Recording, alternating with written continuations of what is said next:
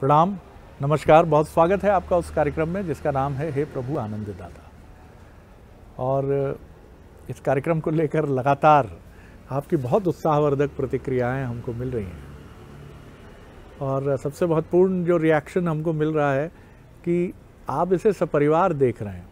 लेकिन मैं आग्रह करूंगा कि युवा पीढ़ी के ऊपर दबाव जैसी स्थिति न बने। सहज रूप से अगर वो देखना चाहें, क्योंकि कई बार क्या हो जाता है कि हम पेरेंट्स अच्छा कंटेंट है, अच्छी चीज़ है, इसको देखना चाहिए, ऐसा करके अपनी युवा पीढ़ी के सदस्यों को, बच्चों को या छोटे सिबलिंग्स जो हैं, भाई बहन हैं, उनको हम कहते हैं कि आप भी देखिए इसको, और वो भी आदर सम्मान में देखते तो हैं। लेकिन कोई भी चीज़ जीवन में हम सीखते तभी हैं, समझते तभी हैं जब हम वो स्वेच्छा से करते हैं। तो ये बहुत महत्वपूर्ण चीज़ है और स्वेच्छा और स्वेच्छाचारिता में बहुत अंतर है, क्योंकि स्वेच्छा वो है जो हम अपने विवेक से कर रहे हैं, अपने किसी का दबाव नहीं हमारे पर। स्वेच्छाचारिता वो है जिसको हम किसी को कोई फर्क पड़े ना पड़े, हम वो कर रहे हैं। तो ऐसा नहीं हो कि आप एक दबाव डालें और अगर युवा पीढ़ी स्वेच्छा से इसे देखे, क्योंकि कुछ युवाओं की प्रतिक्रिया हमें बताती है कि वो भारतीय प्राचीन सनातन परंपरा, इससे अपने को बहुत अटैच पाते हैं और वो जानना चाहते हैं इससे जुड़े विषयों। आज हमें एक कवि हृदय चिकित्सक ने, जो विज्ञान के विद्यार्थी हैं और अध्यात्म की राह के हम सफ़र भी, और ये हमको वडोदरा से, गुजरात से मिला है। इन्होंने लिखा है कि मेरी हिंदी बहुत अच्छी नहीं है, तो उसमें कुछ वर्तनी संबंधी त्रुटियां हो सकती हैं, लेकिन इन्होंने कहा है कि मेरी भावना को समझिएगा। और ये चिकित्सक के साथ रंगकर्मी भी है, थिएटर भी कभी कभार शौकिया करते हैं। इन्होंने ये कहा है कि मैं हमेशा ये फील करता हूँ, क्योंकि इनकी पत्नी मनोचिकित्सक हैं और ये ऑर्थोपेडिक्स हैं, अस्थि रोग विशेषज्ञ हैं। इन्होंने ये कहा कि मैं और मेरी पत्नी जब अक्सर चर्चा करते हैं तो हम ये पाते हैं कि व्यक्ति बदलने का स्वांग करता है, नाटक करता है, स्वयं को बदल नहीं पाता। ऐसा नहीं है कि बदलने की इच्छा उसकी खुद नहीं होती। इन्होंने कहा कि मैंने इस पर एक कविता भी लिखी है कि कई बार मैं, कुछ उसके भाव इस तरह से हैं कि मैं प्याज की तरह खुद को पाता हूं कि मेरे भीतर परतें ही परतें हैं। एक परत उतरती है तो दूसरी परत सामने आ जाती है, तीसरी परत सामने आ जाती है, चौथी परत सामने आ जाती है, और मैं बेचैन भी हो रहा हूं कि मेरी परतें इतनी क्यों हैं। लेकिन जैसे ही मैं अपने को बदलने के बारे में सोचता हूं तो ऐसा लगता है कि कुछ घंटियां सी कान में बजने लगती हैं। ये कविता का भाव है इनकी, और ये रंगमंच की घंटियों की तरह होती हैं, और मैं फिर वही नाटक करते हुए उसी हाव भाव के साथ फिर मैं चिर परिचित उसी शैली में उतर आता हूँ कि अगर मुझे झूठ बोलना है तो मैं झूठ बोलता हूँ, मुझे अगर किसी के साथ हमदर्दी का स्वांग करना है, नाटक करना है, तो मैं हमदर्दी का नाटक करने लगता हूँ, मुझे अगर दुखी होने का नाटक करना है तो मैं दुखी होने का नाटक करने लगता हूँ। तो ये कहते हैं कि ये अफसोस ख़त्म क्यों नहीं होता, ये भीतर का रूपांतरण कैसे घटता है? क्या कोई समर्थ गुरु ये भीतर के रूपांतरण को रूपांतरित करता है, या गुरु तो हम ही हैं? जब ये कहा जाता है कि ईश्वर हम ही हैं, तो ये रूपांतरित हम अपने को क्यों नहीं कर पाते? ये दुनिया की जो रंगमंच की घंटी है, ये हमको हर दिन अच्छाई की तरफ जाने से क्यों रोक देती है? वो मिलता हमें कुछ नहीं है, खाली हाथ लेकर हम खड़े रहते हैं। तो आखिर हम ये नाटक करना, स्वांग करना कब बंद करेंगे? सर, बहुत सुंदर सवाल है आपका, और इसकी काव्यात्मक अभिव्यक्ति ने और आनंद से भर दिया है इसको। मैं आपके इस विद्वतापूर्ण प्रश्न को सीधे ले चलता हूँ मानस मर्मज्ञ, भगवत गीता के अध्येता प्रोफेसर डॉक्टर सुरेंद्र बिहारी गोस्वामी के समक्ष। प्रणाम करता हूँ गोस्वामी जी, प्रश्न आपके सामने है। आज आपने बड़ा सुंदर प्रश्न किया है शरद जी, लेकिन मैं आपकी पृष्ठभूमि सुन रहा था प्रारंभ, तो सबसे पहले मैं अपने बंसल न्यूज़ के दर्शकों का अभिनंदन करूंगा और खासकर उस परिवार का अभिनंदन करूंगा जी, जो अपने परिवार के किशोर युवाओं को जबरदस्ती थोड़ी देर के लिए रोक लेते हैं। मैं अभिनंदन करूंगा। जी जी जी, नहीं आप इसके अधिकारी है। क्यों अभिनंदन करूंगा? जी, क्योंकि किसी को अब हवाएं पता नहीं बताती, कभी बताती थी, अब हवाएं तो कहती हैं, लेकिन हवाओं का जोर और शोर में खो जाता है। तो आज के जैसे अगर विवेकानंद को उनकी महतारी हाथ पकड़कर मंदिर नहीं ले जाती तो उनके जीवन में ये स्वाध्याय का अभ्यास कैसे आता? कैसे हो? ठीक बात। इसलिए एक माता पिता बिल्कुल संकोच का त्याग करके अपने पुत्रों के साथ और अपनी संतानों के साथ, पुत्र पुत्रियों मेरा मतलब ये है, मित्र भाव रखें, किसी प्रकार का संकोच ना रखें, और जहां उन्हें अच्छी चीज दिखाई पड़े किसी बहाने उन्हें बैठाएं जरूर, क्योंकि न जाने कौन सा पल, कौन सा क्षण परमात्मा ने उनके जीवन के परिवर्तन का लिख दिया हो। ठीक बात। ये अधम वाणी तो माध्यम है, हम लोग तो माध्यम है। वेद पुराण माध्यम है, संकेत देते हैं आपको अपने जीवन में, लेकिन कब पढ़ते पढ़ते विद्यार्थी को कौन से पन्ने में कौन सा उदाहरण ऐसा मिल जाए कि उसको पूरी किताब समझ में आ जाए। तो इसलिए मैं ऐसे लोगों को अपनी तरफ से खूब बधाई देता हूँ, खूब राधे राधे है। ऐसे सदपुरुषों और सदगृहस्थ के जीवन में सदैव कल्याण का क्रम बना रहे, जो अपने बच्चों में सत्संग का प्रादुर्भाव कर रहे हैं, बीजारोपण कर रहे हैं। डॉक्टर दंपत्ति की चर्चा सुनकर तो मैं बड़ा आनंदित हूँ। गृहलक्ष्मी मनोरोग विशेषज्ञ है, तो वो मानस मर्मज्ञ है। मानस मर्मज्ञ है जी, वो मानस मर्मज्ञ जी। और ये अस्थि रोग विशेषज्ञ हैं, तो अस्थि स्तंभम स्नायु मध्यम मांस शोणित लब्धते। तो हमने वेद का एक उदाहरण दिया था कि अस्थियों के ढांचे में तो खड़ा है ये शरीर, बिल्कुल ठीक। तो ये इस शरीर की नींव से परिचित हैं, और इनके बिना कोई आदमी अपने बूते पर नहीं खड़ा हो सकता। यदि क्षतिग्रस्त हो जाए ठीक तो बात। खड़ा यही करते हैं। तो दोनों का अभिवादन करता हूं मैं। अब हम इनकी कविता की शैली पर आए तो मैं तो ये कहता हूं कि ये बहुत अच्छे मुमुक्ष हैं। जो व्यक्ति अपने जीवन में एक बार जान जाए कि हम उसकी कठपुतली हैं, हम उसके रंगमंच में चलने वाले चित्रपट स्वरूप हैं, डायरेक्टर वही बैठा हुआ है, निर्देशक वही बैठा हुआ है। जब हम जान गए, एक बार जान गए, फिर यदि हम उसका कितना भी प्रदर्शन करते हैं उससे हमें क्षोभ नहीं उत्पन्न होना चाहिए, क्योंकि खाली उनका जीवन नहीं, संपूर्ण संसार ही तो रंगमंच है, संपूर्ण संसार। इसलिए हमारे यहाँ रंगों के त्यौहार का भी बड़ा महत्व होता है। किस्म किस्म के रंग हम उस त्यौहार में लगा देते हैं, लोगों को बदरंग कर देते हैं लोगों को। रंग का एक अर्थ ये भी होता है कि जिससे आपका बाहरी स्वरूप पहचाना ना जा सके। रंग लगाना तो वो है जब आपका बाहरी स्वरूप विलुप्त हो जाए। वाह, आनंद आ गया, वाह। फिर रंगिए आप भीतर, फिर भीतर रंगिए, फिर मन को रंगिए। तो ये तो चूंकि एक बार मन को रंग लगा के आ चुके हैं ना, ये जानते हैं ना जीवन दर्शन को। इनके शब्दों में यदि कहें कि ये जानते हैं कि संसार जो है वो व्यर्थ है, व्यथा गता तस्य नरस्य जीवनम को ये पहचानते हैं। चूंकि ये रंगमंच में हैं और रंगमंच में अलग अलग कहानियों में अलग अलग भूमिकाएं करते हैं लोग, तो कहानी के हिसाब से बन जाते हैं लोग। आपको याद होगा हमारे यहाँ कुछ एक सीरियल बड़े प्रसिद्ध हुए। मुझे याद आता है मेरे बचपन में एक फिल्म आई थी जय संतोषी माँ। संतोषी, उसमें मुझे उसकी अभिनेत्री का भी नाम याद है, क्योंकि मैं बड़े भक्ति भाव से देखता था। उन जमाने में मायापुरी किताब चलती थी, उसमें उसका इंटरव्यू छपा था। अनीता गुहा। अनीता गुहा जी। तो उसने अपने इंटरव्यू में कहा था कि वो मद्यपान भी करती थी, वो दुनिया की भौतिक संसाधनों की सारी प्रक्रियाओं में थी, लेकिन जब उन्हें अपने अभिनय के बाद लोगों का प्रतिसाद मिलना शुरू हुआ तो वो इतने आनंद विभोर हो गईं कि उन्होंने ये सब छोड़ दिया। करत करत अभ्यास के जड़मती होते। अरुण गोविल जी ने भी स्मोकिंग छोड़ दी। वो अब वो जहाँ जाते हैं तो उनके भाव ऐसे बन जाते हैं, क्योंकि अंतर्चित्त में देखिए हमें करना वही है।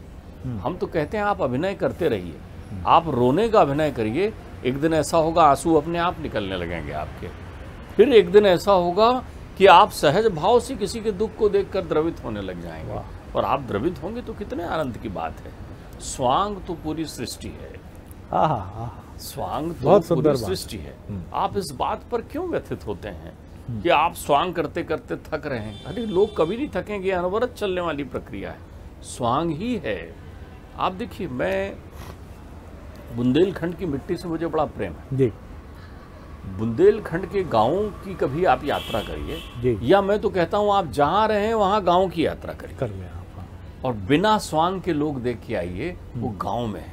मुझे लगता है जो सुदूर गांव में रहने वाला व्यक्ति है वो चाहे अच्छा हो या बुरा हो, अच्छा हो या बुरा हो, आपको संत की तरह शिक्षा देने में समर्थ है। वाह वाह, बहुत संत बहुत की बिल्कुल तरह। ठीक कह रहे हैं। क्योंकि वो पढ़ा लिखा नहीं है। हाँ हाँ उसके व्यवहार की आत्मीयता देखिए, उसके क्रोध का संपुट देखिए, तो वहाँ लोग जैसे रहते हैं। अब आप देखिए यदि किसी ने वो बड़ी बड़ी डंडी वाली लट्ठे की चड्डी पहन रखी है जो आप लोग बड़ी कीमत दे करके खरीदते हैं बाजार में, जो गांव में सामान्य वो है, या तौलिया लपेट रखा है, आप पहुंच जाइए 4-6 लोगों के साथ उसके पास, वो बैठकर आराम से तम्बाकू खा रहा है या बीड़ी पी रहा है या गपिया रहा है। आपके पहुंचने से उसको बहुत अधिक परिवर्तन नहीं आएगा, लेकिन उसके अंतर्मन की हिलोरों को आप महसूस करिए। वो खड़ा हो जाएगा, आज तो भगवान जी आ गए भाई मेरे घर में, लाओ भाई एक पटा लाओ या एक कोई भी कुर्सी खींच के ला देंगे, वो बैठ जाएंगे। वो स्वांग नहीं करता है। स्वांग आपके घर में लगा हुआ पर्दा है। जिन लोगों ने अपने घर में खिड़कियां बना रखी हैं और झरोखे बना रखे हैं और उनमें पर्दे लगा रखे हैं और दरवाजों में, यही तो स्वांग है। ये वहां मर्यादा है जहां अंतर्चित्त शुद्ध है, अन्यथा ये स्वांग है। क्यों स्वांग है? आप जो चीज दिखाना चाहते हैं वो ही दिखाते हैं, जो चीज छुपाना चाहते हैं वो पर्दे में छुपा देते हैं। तो ये जो परत खोलते हैं ना रोजीना, वो कह रहे हैं ना, मुझे लगता है कि प्याज की परतें खोल रहा हूं। हाँ। अरे साहब, प्याज की परतें आप मत खोलिए, खेती आप प्याज की मत करिए। आपने बीज प्याज का बो दिया है और बाद में आपने उसको खूब सजा दिया है। आपने कस्तूरी की क्यारी बना रखी है, केसर का खाद दे दिया है, गुलाब जल उसमें सींच रहे हैं, लेकिन पेड़ लगाया है आपने प्याज का। तो कवि कहता है कस्तूरी की क्यारी करी और केसर की दई खाद और पानी दिया गुलाब का, तो प्याज की प्याज। तो आप प्याज क्यों बो रहे हैं? सही बात है। प्याज तो आपके जीवन में माया का उदाहरण है। ठीक बात। इसलिए आपने देखा होगा कि जो लोग बहुत नैष्टिक पथ पर चले जाते हैं वो अपने खान पान का बड़ा ध्यान रखते हैं और वो प्याज सबसे पहले छोड़ देते हैं। मैं पर्दा होना ही नहीं जीवन में, ये परत वाला कोई काम नहीं होना, वो छोड़ देते हैं। वो उन जड़ों से निकले हुए तत्वों को खाना छोड़ देते हैं ताकि उनकी जड़ मजबूत रहे, किसी और जड़ को न तोड़े। वो उसके अलग अलग भावार्थ होते हैं। तो स्वांग का एक बहुत सुंदर उदाहरण स्वांग का पांडुरूक का मिलता है। महाभारत में एक राजा हुए हैं पांडुरूक। पांडुरूक नरेश कृष्ण के जीवन से बड़े प्रभावित हैं। देखिए ऐसे लोग भी मुक्त होते हैं जो स्वांग करता है, उनको कृष्ण का जीवन बहुत अच्छा लगता है। किसी ने कहा वो 4 भुजाएं भी बना लेते हैं, किसी ने कहा वो चक्र सुदर्शन भी धारण कर रहते हैं, किसी ने कहा वो गरुड़ पर भी चलते हैं। तो वो अपना नाम जो है वो वासुदेव पांडुरूक रख लेते हैं। उनका नाम पांडुरूक रहता है लेकिन अपने आप को वासुदेव कहलाना पसंद करते हैं। अब देखिए स्वांग की सीमा देखिए, वो अपने यंत्र के 4 हाथ बना लेते हैं, 2 पीछे से यंत्र लगाकर हाथ बना लेते हैं जो किसी बटन को दबाने पर संचालित होते रहते हैं। वो हाथ भी दिखते हैं उनको। आप देखिए वो चतुर्भुजधारी बन गए पांडुरूक। जब वो सिंहासन पर बैठते हैं तो चतुर्भुज धारण कर लेते हैं। वो अपने लिए एक यंत्र बनाते हैं गरुड़ का। ये उस जमाने की, आज से 5000 साल से अधिक समय की बात बता रहा हूँ, तब ये आविष्कार था। वो एक यान बनवा लेते हैं अपने लिए गरुड़ का, उस पर सवार होकर गरुड़ पंखे हिलाता है और उनका यान उड़ता है चारों तरफ और वो पांडुरूक हो जाते हैं। वो असुरों की सेना बना लेते हैं, वो असुरों से मित्रता कर लेते हैं और वो कहते हैं मैं ही परब्रह्म हूँ पांडुरूक, वासुदेव पांडुरूक। अब जब उनका खटराग बहुत बढ़ जाता है चौतरफा और उनके अत्याचार होने लगते हैं तो कृष्ण उनका सुदर्शन से वध करते हैं। उनके पास भी सुदर्शन है। तो स्वांग आपने कर लिया है, लेकिन स्वांग करते करते आप मुक्त हुए किससे? जिसका स्वांग कर रहे थे, जिसका चिंतन कर रहे थे। तो आप अपने चिंतन में परमात्मा को सोचिए ना। स्वांग तो परमात्मा भी करते हैं। आपके शब्दों में यदि हम कहें तो परमात्मा भी तो अलग अलग लोगों के लिए, क्या परमात्मा के सामने कोई दैत्य अजर अमर होने का वरदान मांगने खड़ा होता है तो परमात्मा नहीं जानते कि भक्ति का स्वांग कर रहा है? हजारों वर्ष तपस्या करने के बाद वो मांग रहा है जो मरता है। अहंकार ही मरता है, वो अमर होना चाहता है। बताइए। परमात्मा तो उसके सामने प्रकट है अनंत सब कुछ देने के लिए। आप देखिए कि ईश्वर की झलक पाने के लिए हम पहुंचते हैं मंदिर में, तो मंदिर में जब हम पहुंचते हैं तो वहां हमारी मुलाकात एक मूर्ति से होती है। भगवान के दिव्य स्वरूप की एक मूर्ति है, जड़ मूर्ति से हमारी मुलाकात होती है। उनके सामने पहुंचकर न जाने हम कितना कितना मांगते हैं, कितना कितना स्वांग करते हैं। हम भूल जाते हैं कि परमात्मा मनदर्शी है, वो तो भीतर से सब देख रहे हैं। देखो परमात्मा, एक बार आपने मेरा ऐसा कर दिया ना, तो अब मैं ये नहीं करूँगा, उसका मैं वो नहीं। आप अहित मांग रहे हैं, आप हित अहित सब परमात्मा से मांग रहे हैं, तो आप कितना बड़ा स्वांग कर रहे हैं उससे। मतलब कठपुतली को ये भ्रम बना दिया है कि अब मैं नृत्य कर सकती हूँ। स्वांग का अर्थ ये होता है, कठपुतली को ये भ्रम हो जाता है कि मैं नृत्य कर सकती हूँ, तो परमात्मा थोड़ी ढील दे देता है थोड़ी देर के लिए, तो कठपुतली नृत्य करने लगती। कितनी देर? तो आप तो स्वांग करते करते अंतर्मन की यात्रा करते रहिए, क्योंकि यही स्वांग। देखिए, स्वांग की एक बड़ी महत्ता पिताजी बताते थे। पिताजी तो एक कथा ही सुनाते थे स्वांग के लिए। आपने बहुत अच्छा प्रश्न कर दिया। आज मुझे उस कथा की फिर स्मृति आ गई। पता नहीं मैंने आपको सुनाया कि नहीं सुनाया जी। इनकी समस्या है कि हम बहरूपिया क्यों हैं। स्वांग का अर्थ होता है बहरूपिया, जो बहुत से रूप बना ले। तो बहुत से रूप तो हमारे हैं ही ना। अच्छा, आप स्वांग करना छोड़ दीजिए, तो आप अकेले, अब आप कहिए मैं स्वांग नहीं करूंगा, तो एक पुत्र आएगा, एक बेटी आएगी, एक पत्नी आएगी, एक माँ आएगा, माँ आएगी, एक पिता आएगा। तो आप उनके साथ कैसे सबके साथ एक सा बात करेंगे क्या? कि सबके साथ अलग अलग बात करेंगे। ठीक बात। पुत्र आएगा तो उसके साथ आप पिता बन जाएंगे। आपने स्वांग किया पिता का, आप तो एक ही है ना जी, एक ही है ना। और फिर तुरंत पुत्र भी बन गए, माँ के पास खड़े हो गए, तो आप तो ये स्वांग ही कर रहे हैं ना, बहुरूप बनाया है ना।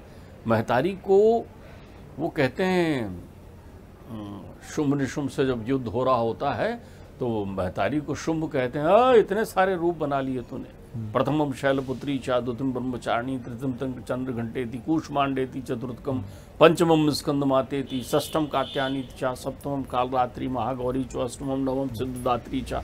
इतने सारे अनंत रूप तुमने बना लिए हैं। तुम ही ब्रह्माणी बन गए हो, तुम ही रुद्राणी बन गई हो। तो ये तो ठीक बात नहीं है ना। इतनी सारे लोगों को क्यों बुला लिया है तुमने? अकेले आओ ना। तब मैया कहती, अरे मूढ़, मैं तो एक ही हूँ, ये तो मेरी सारी छाएं हैं। एको अहम बहुधा वश्य, ये तो सारे स्वरूप हैं, सभी स्वरूप मैया में लय हो जाते हैं। तो वैसे ही आप जीवन में जितने भी स्वांग बनाते हैं वो बहरूप हैं आपके। वो बहरूप से आप बिल्कुल विचलित ना हो।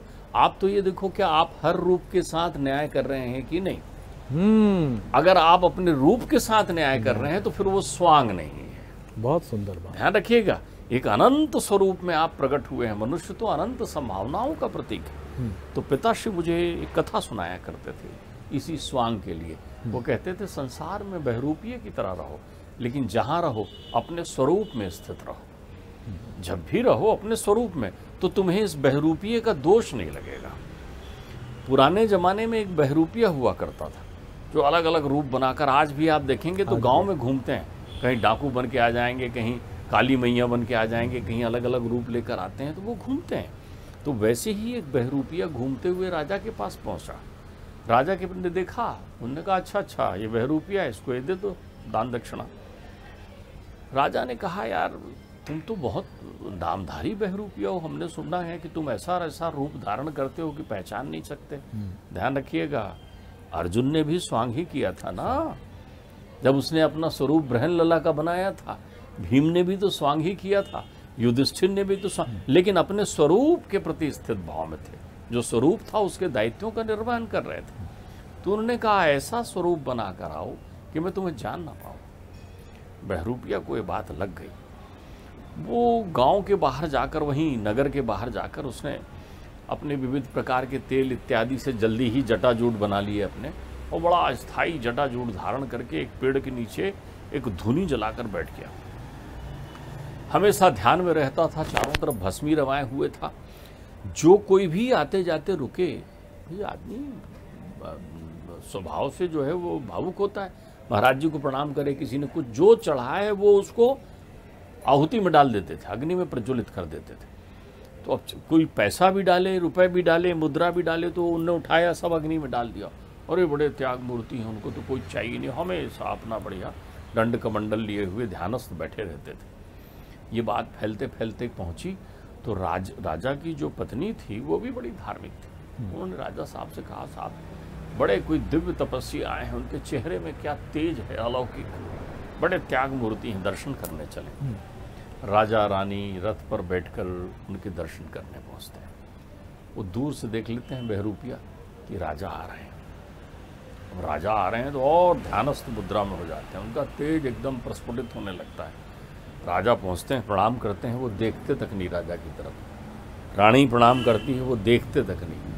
रानी के मन में आता है तो अपना नौलखा हार उतार कर वो महाराज जी के चरणों में डाल देते हैं। महाराज जी की नेत्र खोलते हैं, देखते हैं नौलखा हार पड़ा हुआ है, वो हार को उठाते हैं और उठा करके अग्नि में प्रज्वलित कर देते हैं।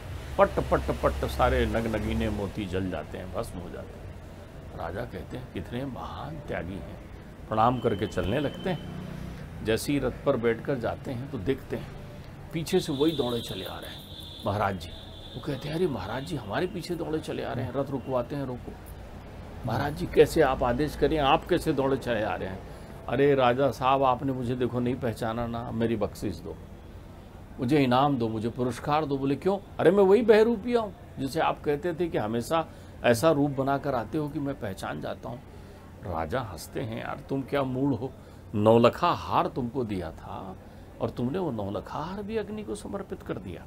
तो वो कहते हैं नहीं नहीं राजा, वो मैंने समर्पित नहीं किया, वो उस त्याग मूर्ति ने समर्पित किया जिसका मैं स्वांग रच रहा था। मैं अपने स्वरूप की इज्जत कर रहा था, स्वरूप का मान रख रहा था। तो आप दुनिया में स्वांग कौन नहीं कर रहा है दुनिया में? आप एक ऐसे प्रश्न की तलाश में हैं जिसमें आप मुझे एक भी व्यक्ति बता दीजिए जो स्वांग ना कर रहा। बहुत सुंदर बात है और मुझे लगता है कि यही वो विराम बिंदु है कि जिस पर इस कथा, और ये बिल्कुल कथा जो है एक बार और हम प्रोफेसर साहब के मुखारविंद से इसे सुन चुके हैं, और ये कथा पंच परमेश्वर की याद दिलाती है मुंशी प्रेमचंद की कि बिगाड़ के डर से ईमान की बात नहीं कहोगे क्या। वही मित्र है, उसका असली स्वरूप मित्र का है, लेकिन वो पंच परमेश्वर होता है तो मित्र बहुत प्रसन्न होता है कि अब फैसला मेरे पक्ष में आएगा। लेकिन दूसरी तरफ जो प्रतिपक्षी है, जिसको न्याय की अपेक्षा है और जो सच्चा है, वो डरता तो है कि जिससे मेरा विवाद चल रहा है उसी का गहन मित्र पंच हो गया है, अब क्या न्याय मिलेगा। लेकिन जब वो आर्त भाव से कहता है कि बिगाड़ के डर से क्या ईमान की बात नहीं कहोगे, पंच परमेश्वर जागृत होता है, स्वरूप पंच परमेश्वर का हो जाता है। हम भी अपने ऑफिस में अलग अलग पदों पर होते हैं, लेकिन क्या वो भाव हमारा जागृत होता है?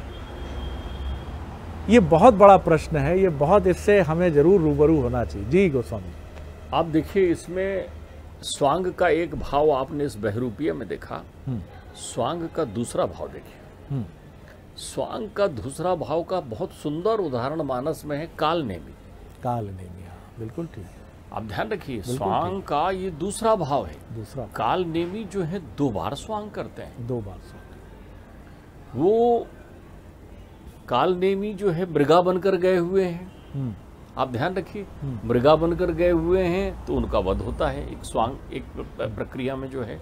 कालनेमी जो है हनुमान के पास भी पहुंचे हुए हैं, ये देखिए स्वरूप भंजन की प्रक्रिया है। ये वहां भी हैं जहां राम ने उन्हें बिना दंड के, बिना फल के वो मारकर वहां भेजा है। कालनेमी कहते हैं वो परमेश्वर है, मेरे स्वांग को जान जाएंगे। वो कहते हैं नहीं, तुम्हें ये स्वांग तो करना ही। अब कालनेमी स्वांग करने बैठे हुए हैं, हनुमान लला वहां आ रहे हैं। देखिए अगर आप स्वरूप में स्थित नहीं हैं तो प्रकृति आपका साथ नहीं देगी।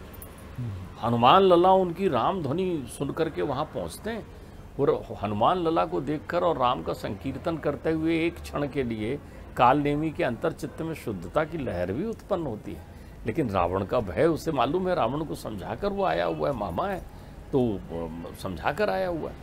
तो जब वो मकरी जो है प्रकृति में देखिए दूसरा तत्व है, मकरी भी स्वांग कर रही है, उसने भी स्वरूप धरा हुआ है। वो मकरी नहीं है, शापवश वो स्वांग में आ गई है। ठीक बात।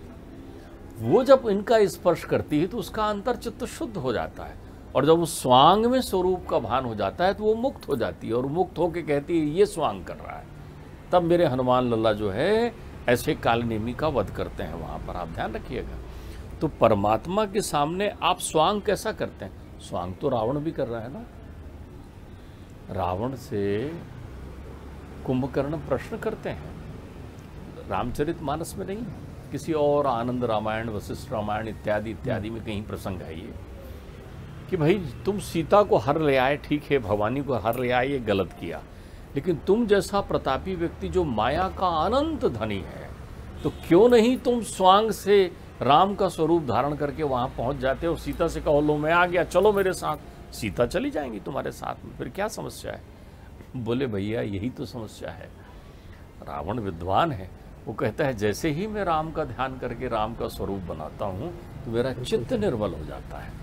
तो आप भी स्वांग में जब अपने स्वरूप में बहुत सुंदर उदाहरण दिया, तो आपका चित्त निर्मल हो जाएगा। और घरों में भी जब हम स्वांग करते हैं, कई बार करना मजबूरी भी होता है, कई बार कोई अच्छी खबर होती है तो हम स्वांग करते हैं कि अच्छी खबर नहीं है, और कई बार वास्तव में कोई बुरी खबर होती है तो हम कहते हैं कुछ भी नहीं है, सब ठीक है, एकदम परफेक्ट है, हॉस्पिटल में एकदम स्वस्थ है, हालत बहुत जटिल है, ईश्वर ना करे ऐसा हो।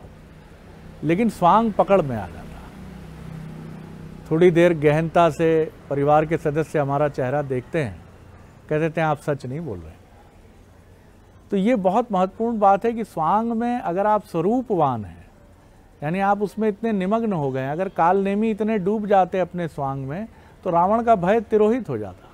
लेकिन उस स्वांग में बिजली के करंट की तरह संतत्व जागृत तो हुआ, लेकिन फिर रावण के भय में वो बह चला। और यही आपके हमारे साथ होता है कि थोड़ी देर के लिए हमें किसी ने जिम्मेदारी के पद पर बिठाया, घर में या ऑफिस में, तो वो भाव जागृत होता है, दुनिया क्या कहेगी, प्रबंधन क्या कहेगा, माता पिता ने इतना पैसा दिया है बहन की शादी के लिए, इसका ठीक नियोजन करना है। थोड़ी देर तक तो हम अपने स्वरूप में रहते हैं, लेकिन उसके बाद फिर वही दुनिया की घंटियां बजने लगती हैं, और जैसा डॉक्टर साहब ने कहा कि हम फिर रंगमंच पर उतर आते हैं, जी बाबू जी इतना खर्चा तो होगा, हाँ जी जी मैं देखता हूँ मैं करता हूँ। ये चुनौतियों से बाहर निकल कर अगर जीवन को एक ठीक मार्ग पर ले आए तो उसका जो आनंद है वो अद्भुत है। और यही आनंद जो है वो ईश्वर प्राप्ति का या मन की शांति का एक बहुत गहरा स्रोत है। इसको महसूस करने पर ही इसके आनंद का वास्तविक लाभ उठाया जा सकता है। बहुत धन्यवाद करता हूँ सर। अगले एपिसोड में एक और विषय लेकर फिर उपस्थित होंगे। प्रणाम, नमस्कार।